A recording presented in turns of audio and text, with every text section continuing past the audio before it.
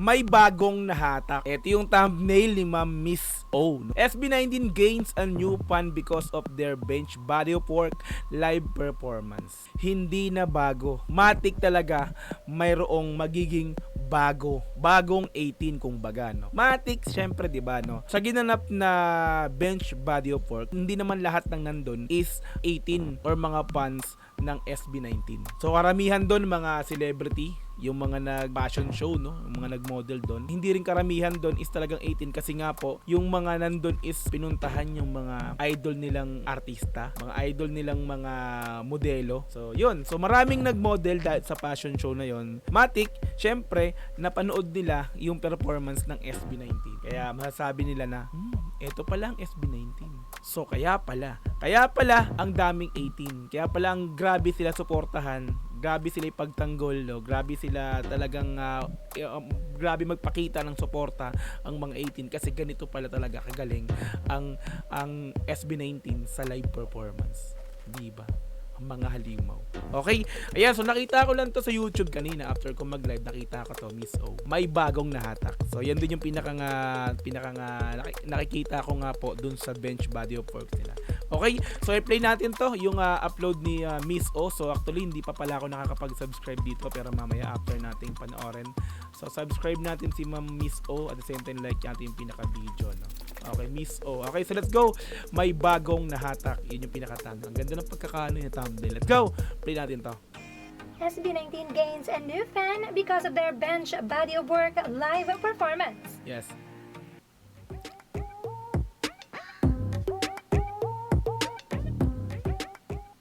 Yes, SB19 has gained another fan because of their live performance on Bench Body of Work 2025. Matik. This Facebook page, the Pageant Awards Philippines, with more than 125,000 followers, has admitted to be a new fan of the group. Okay. First, they have posted this video from Bench with the caption, Pinoy Pride SB19, kaya pala ang dami niyong fans. Ang galing.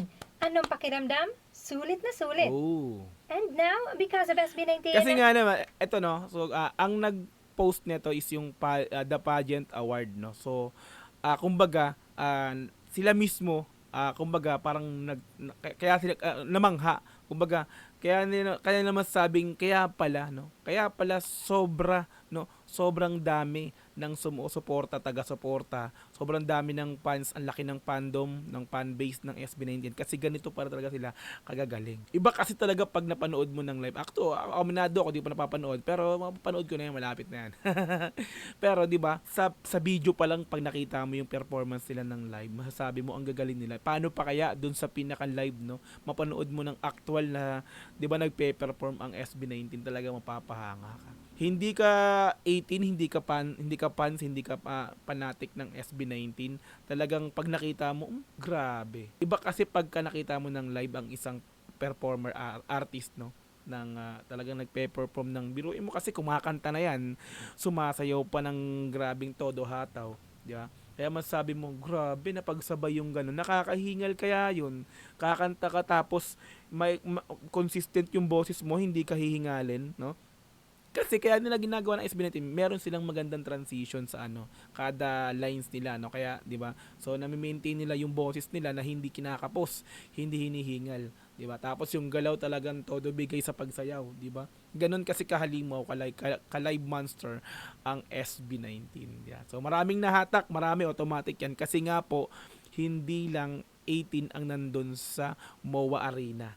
No, so maraming supporters ng ibang artista ang nandun. Kaya yun. So let's go. Caption, Pinoy Pride SB19, kaya pala ang dami niyong fans. Ang galing. Anong pakiramdam? Sulit na sulit. Oh, so nagtanong, no, anong pakiramdam? So kasi anong pakiramdam? Kumbaga parang tinatanong nyo kami kung anong pakiramdam namin na napanood namin kayo. Ang sagot is sulit na sulit. Ganon yung naging pakiramdam nila. Naging sulit ang panonood nila ng live performance. Naging sulit ang panonood nila doon sa bench body of work. Naging sulit ang pagpunta nila doon. So walang nasayang. Kasi nga, dahil sa inyo sa SB19, dumagungdong ang MOA Arena. Diba?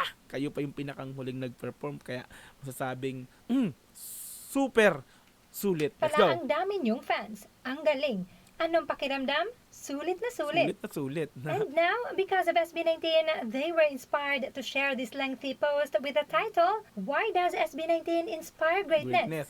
According to the Pageant Awards Philippines, during SB19's live performance of Damn, unexpected moments unfolded.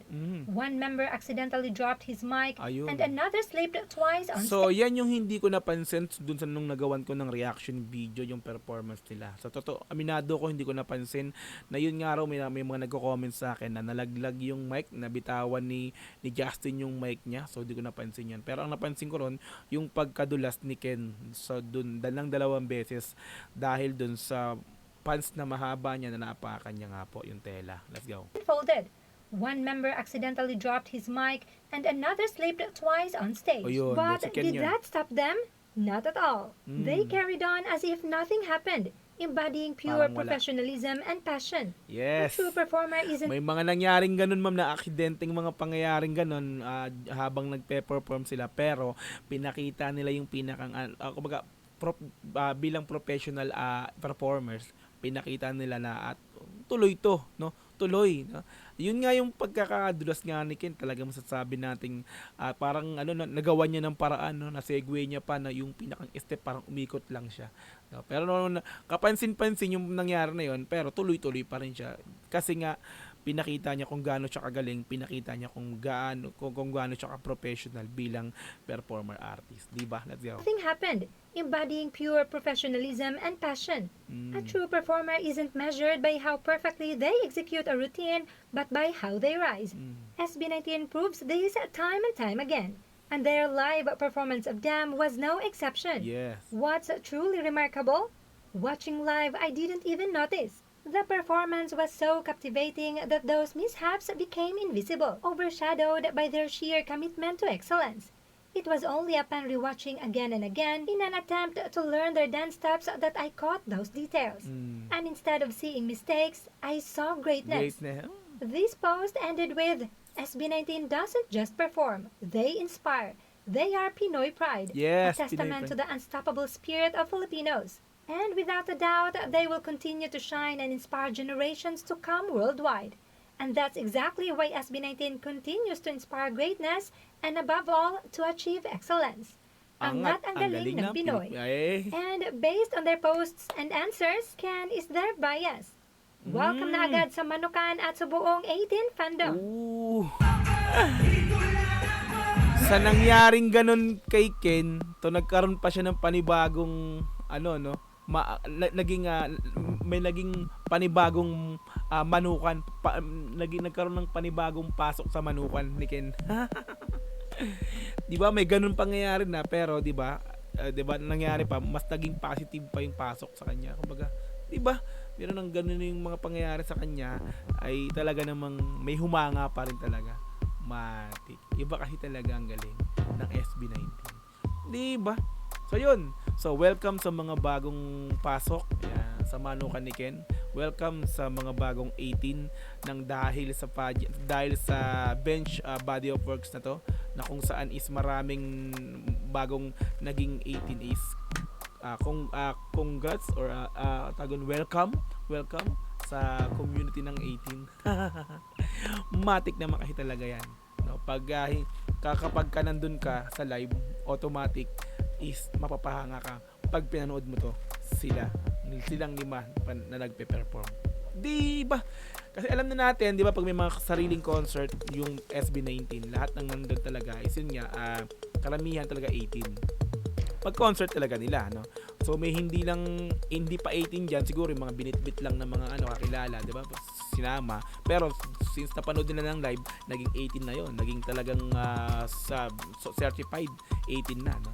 So dito sa body of works na to, so hindi naman, so sabi ko kanina, hindi naman lahat ng nandito is pumunta para sa SB19. Pumunta dyan dahil sa mga celebrity gusto nilang mapanood. Yun, so hanggang sa ayan na nga, welcome sa lahat ng bagong pasok sa 18, bagong pasok sa manukan ni Ken. Ang galing-galing naman talaga. Like natin yung pinaka-video. Okay. Subscribe natin, Miss O, no? Ngayon lang ba ako nakapag reaction kay Miss O, no? So matagal ko na nakikita yung mga videos niyan, pero maikli lang yung mga videos na ginagawa nito. Okay, ayan, so kung gusto mong panoorin to ng dire-diretso, nasa description yung pinaka-link, i-click mo yan para direkta makapunta ka sa video na to. Mapanood mo ng walang cut, this time kasi reaction video, kaya kinat-cut natin to ng bahagya lang. Okay, so kung gusto mo rin ng ganitong klaseng content, syempre wag mo kakalimutang i-like yung video na to, i-subscribe yung channel ko kung bago ka pa lang, click notification bell para ma-update kita kada may lalabas sa ang ganitong klaseng reaction video. Hanggang sa muli, marami pong salamat. This is Dogo TV, peace, and I'm out. Yeah!